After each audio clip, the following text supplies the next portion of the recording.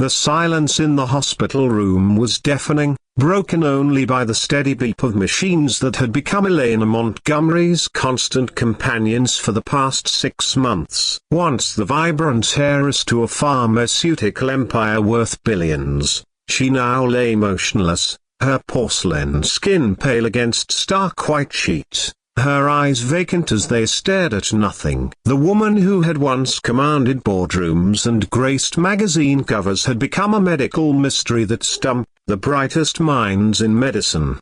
Marcus Williams pushed his cleaning cart quietly into the room, just as he had every evening for the past 3 weeks. As a single father of 7-year-old Amy, his night shift at St. Mary's Hospital was his lifeline, a steady work with benefits that covered his daughter's asthma medication. He'd taken the job after his wife Sarah passed away from cancer 2 years ago, leaving him to navigate parenthood alone while battling his own grief.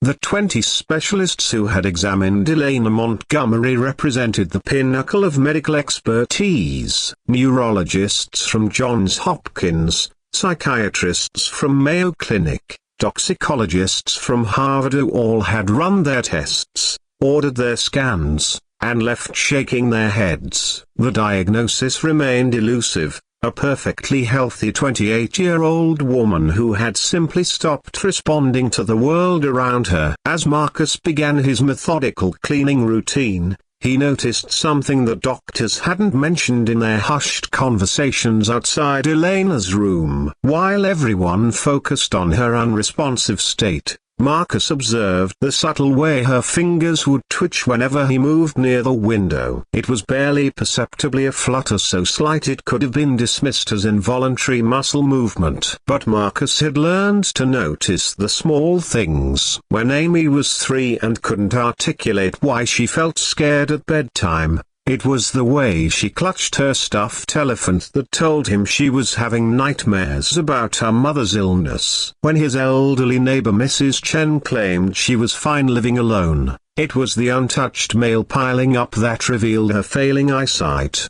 Tonight, as Marcus cleaned Elena's room, he decided to test his theory. Instead of his usual efficient movements, he deliberately knocked over a small potted plant near the window. The soft thud of soil hitting the floor was followed by something remarkably. Elena's head turned slightly toward the sound. Marcus's heart raced. He glanced around to ensure no one was watching, then moved to the other side of the room and dropped his cleaning rag. Again, Elena's eyes shifted almost imperceptibly in his direction. The pattern was clear to him now. She wasn't completely unresponsive. She was trapped. The next morning, Marcus approached Dr. Rebecca Chen, the lead neurologist who had been overseeing Elena's care. Dr. Chen was rushing between rooms, her white coat billowing behind her, when Marcus gently touched her arm. "Excuse me, Doctor. I think I noticed something about Miss Montgomery." Dr. Chen barely slowed her pace. "Mr. Williams,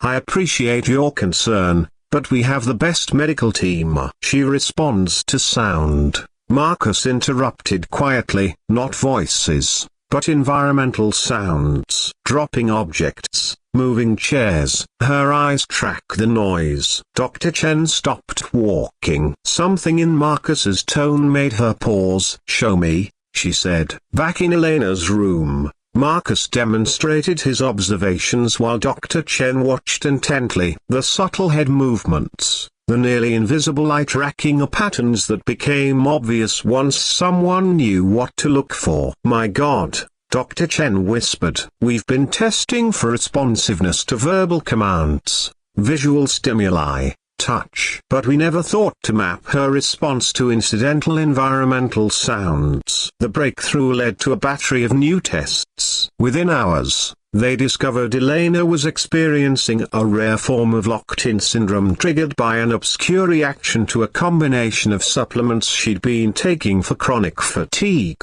Her consciousness was intact, but her ability to communicate through conventional means was severely impaired. As news of the diagnosis spread through the hospital, Dr. Chen made sure everyone knew it was Marcus who had made the crucial observation. The story reached Elena's family, who had been spending fortunes consulting specialists worldwide. 3 days later, Marcus was surprised to find Elena's father, Jonathan Montgomery, waiting by his cleaning cart. "Mr. Williams," the distinguished man said, his voice thick with emotion, "I don't know how to thank you. My daughter.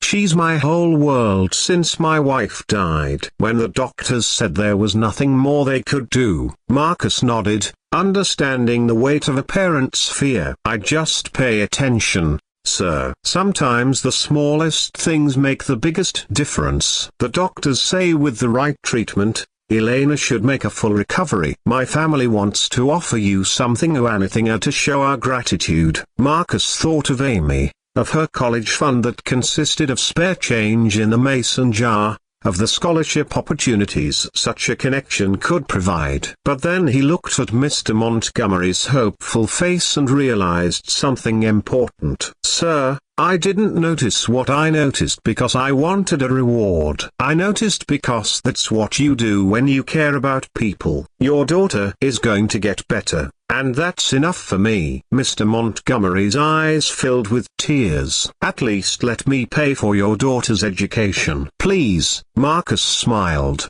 thinking of Amy's dreams of becoming a doctor like the ones she met during their hospital visits. "You know what? Maybe there is something. My daughter wants to help sick people when she grows up. If you really want to do something, help her get there." 6 months later, Elena Montgomery walked out of the hospital completely recovered. At the press conference announcing her recovery, she insisted Marcus stand beside her family as she spoke to reporters. "Sometimes the most important observations come not from the most educated eyes, but from the most caring ones," she said, her voice strong and clear. "Mr. Williams didn't just save my life here. He reminded us all that healing isn't just about medical expertise. It's about seeing people, really seeing them, and caring enough to pay attention to the details others might miss." Marcus watched from the side, thinking about Amy,